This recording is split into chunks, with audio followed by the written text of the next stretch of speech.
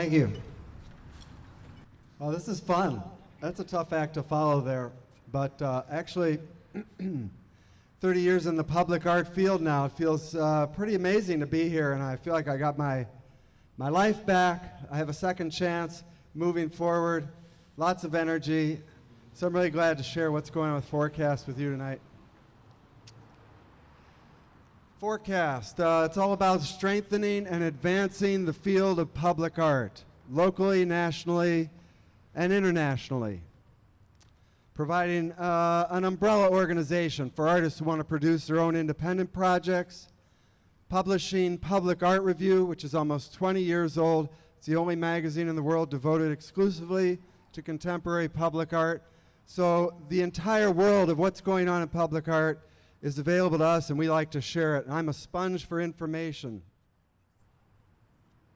We give grants to artists every year, and we do consulting work. This is the Brackett Rocket in the Brackett Park neighborhood, Seward, Longfellow. Anybody know Brackett Rocket? When Ed Reinhardt, the minimalist painter, was asked to define sculpture, he said, oh, that's what you back into when you're looking at a painting. So by extension, public art is what you bump into when you step out of museums and galleries and theaters. It's the art that's all around you. And it is more than just objects. It is more than what I call the 3 M's, murals, monuments, memorials, or even the occasional mime. Okay? There's a process involved in public art. And it's a process of engagement with the community, with the public, with the real world. Artists can think on all kinds of scales. When you release artists into the world and they unleash their imaginations to address the world's problems, there's no limits. There's literally no limits. A wonderful artist from California named Suzanne Lacey, who's actually going to be here the end of September for a Public Art and Democracy Forum at the University of Minnesota, sees public art at the intersection of community and education and public policy. When you think about public art as a process of engagement and letting artists go out in the world and sit at the tables of city councils and neighborhood development corporations, sit down with people who are trying to solve ecological, environmental problems, problems of race, problems of education, all the problems you've been hearing about tonight and then some. Every problem that Obama mentioned, even getting around transportation. We have here tonight with us the F-30 pedal cloud, and some of the artists who created are here. Let's thank them. And the first Twin Cities Skyway project just went up a couple weeks ago over Nicollet Mall between IDS and Macy's, featuring photographs that were given to artist Nancy Ann Coyne by 23 immigrants who now call the Twin Cities home.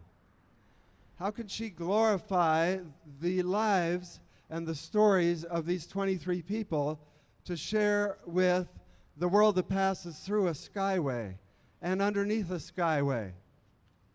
I invite you all down to Nicollet Mall to see this project up through the end of October.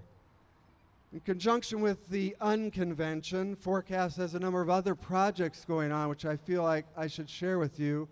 Hopefully you'll find out about them. But down on PV Plaza, starting Monday and continuing Tuesday, is artist Dave Mahacek, who is creating a 1,000-print summer by taking setting up tents and doing printmaking workshops and then running over them with steamrollers to do a performance event, making prints.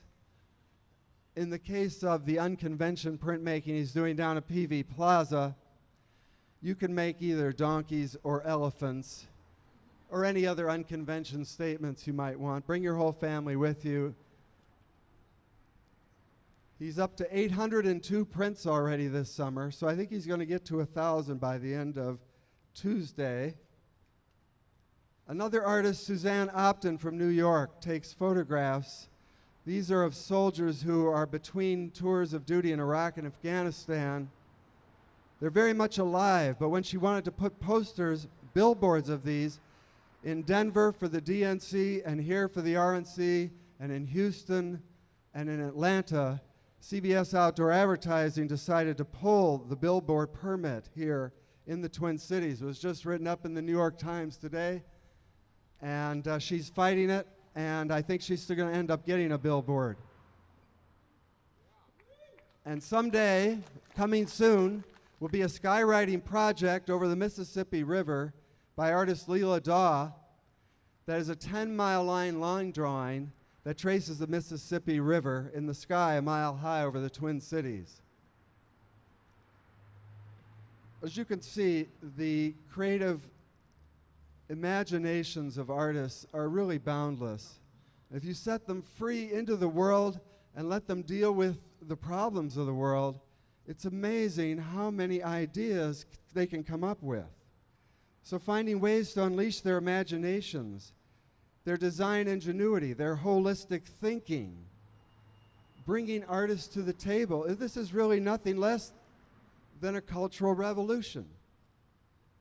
Okay, and with the technology that's available today, you could travel all over the world with handheld technology and not only find out what public art you're witnessing, but who made it, and perhaps even get on your cell phone someday and be able to hear the artist talking about the project, and you can learn from it wherever you are in the world. Burning Man in Nevada is wrapping up this week. Have any of you been to Burning Man? Well, if you haven't, you should all go to Black Rock City. It's unbelievable. I've never gone, but virtually I'm there every year with them. I see artists as part of the solution. Twin Cities, United States of America, and planet Earth. Thank you very much.